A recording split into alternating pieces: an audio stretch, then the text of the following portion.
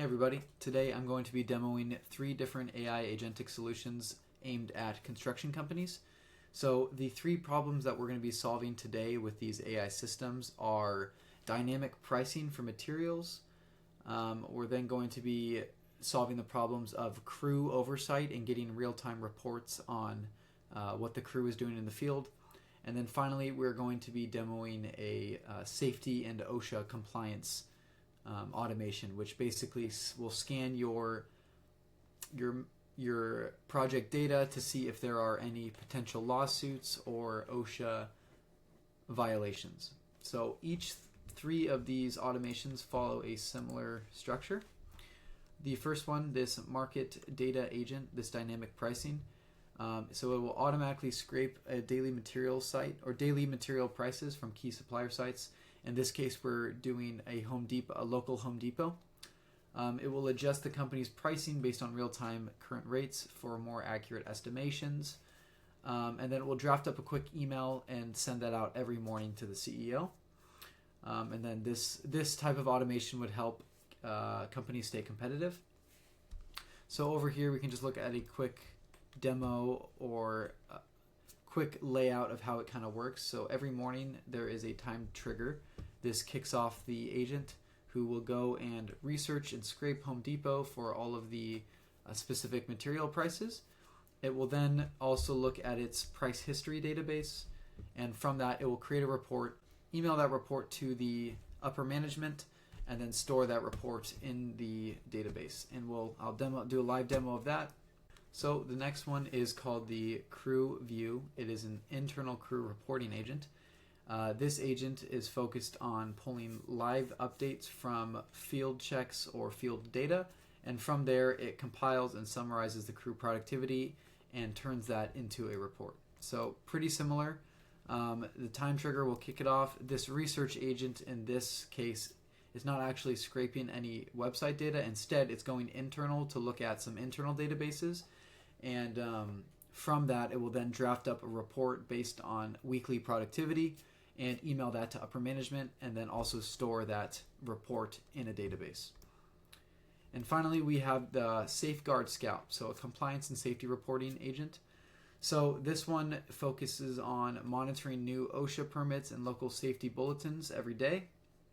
It will basically cross-check job site data against some of its own databases on OSHA compliance, and it will basically scan for potential lawsuits or potential OSHA violations, and it will, very similar to the other ones, alert upper management about that. So every morning it will go in and scan the job site data. It will go and compare that against some OSHA requirements and some databases that it has access to, and then it will draft up a report basically outlining some potential issues or lawsuits and bring that to the attention of the manager, all automatically. So let's actually get into the testing. So let me go ahead and bring up this execution. So over here, we'll start with the market data agent. The way that this guy works for you nerds out there, so every 24 hours, it will kick it off. And we're just basically doing a HTTP request to Appify, using it to scrape a Home Depot, a local Home Depot. And we're just looking for around 8 or 9 different material costs every day. From there, we will filter that down right here. With here, we'll filter it down to only the amount of materials that we need, because it returns a pretty big list of all of Home Depot stock. And then from there, we pump it into a market data agent, which takes all of that data, and its only role is to output a JSON for a report. So this agent basically will output the previous prices, which it can access in this pricing database, and then also the newest prices from the run through, and then it will email it. And finally, it will store that in the pricing database. So let's go ahead and run that. So we're going to click execute here to just kind of force an execution.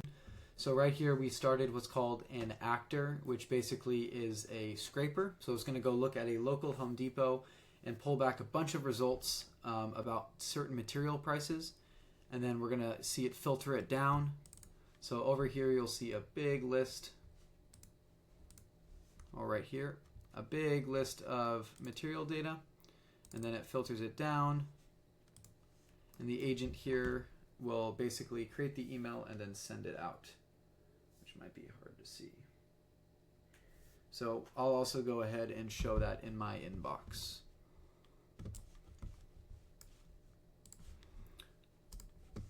So daily construction material price report. Material prices show diverse changes today. Lumber 2x4 increased by 6.3%. Drywall rose by 6.4%. Concrete price increased by 14.3%. The roof shingles went up 7%. And PVC piping saw a significant rise of 294%. No way. Rebar prices remained unchanged. And then monitor PVC for large fluctuations. So over here, let's actually look at the numbers. We got the today change, or the today's price, the change, and then the yesterday price. So this is kind of an example of a pricing report that could be set up on some type of local market or some type of bigger pricing database, and basically removing the need to do price checking and price updating. This is the first entryway into automating that entire process in a construction company.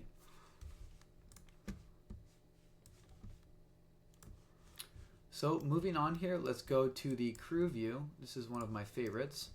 So this one's a bit simpler. We don't have any type of outside scraping going on here. Instead, the scraping or the data gathering is coming from the internal database. So when we go ahead and access or activate this guy, he's going to access his project data, which is just over here. I have a mock database,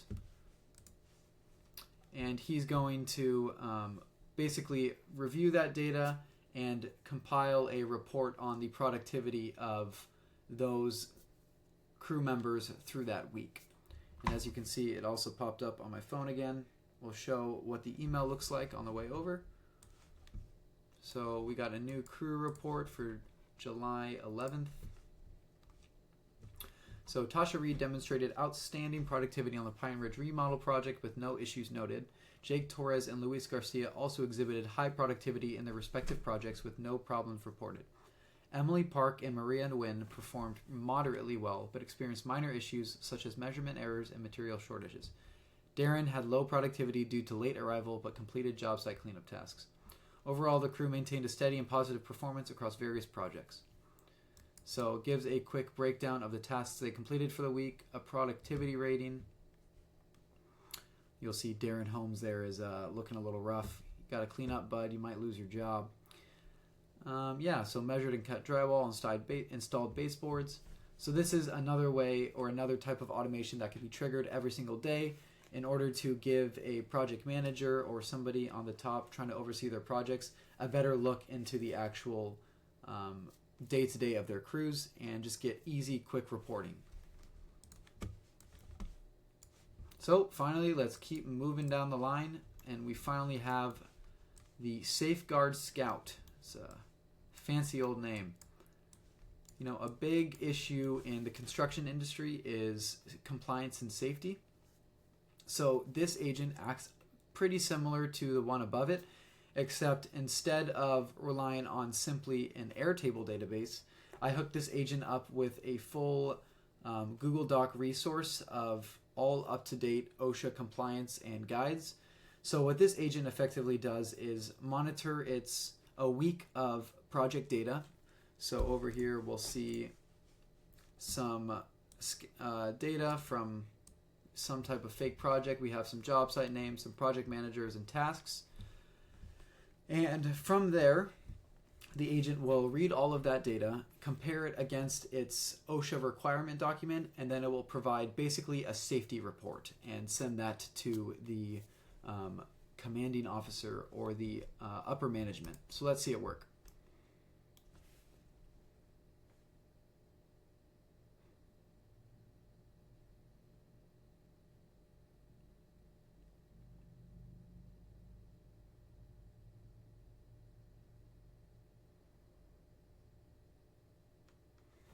Awesome. We should see it just pop up right here. New job site safety report. So weekly safety and compliance report. Critical safety issues detected at 4 job sites. 2 sites have high severity fall protection violations involving missing or expired training and unsafe work practices. No harness use or near miss fall. 1 site proceeded with an electrical permit posing a legal risk and work stoppage. Another site reported missing an eye wash station, a medium level PPE violation. Additionally, a documentation gap was identified with the crane operator.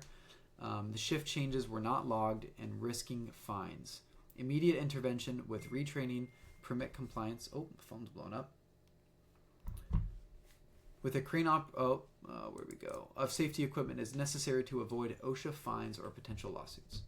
So it goes and breaks down some of the actual safety issues that it found when it was monitoring the data.